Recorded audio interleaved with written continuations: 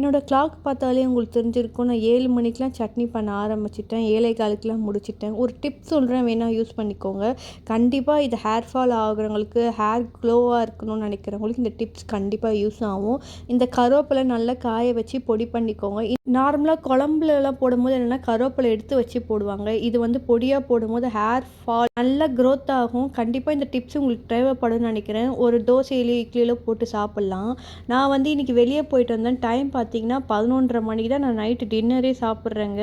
இந்த வீடியோ அப்படியே next day morning எழுந்து என்ன பண்ணேன், ஃபஸ்ட்டு ஒர்க் வந்து இந்த காஃபியும் சிப்ஸும்.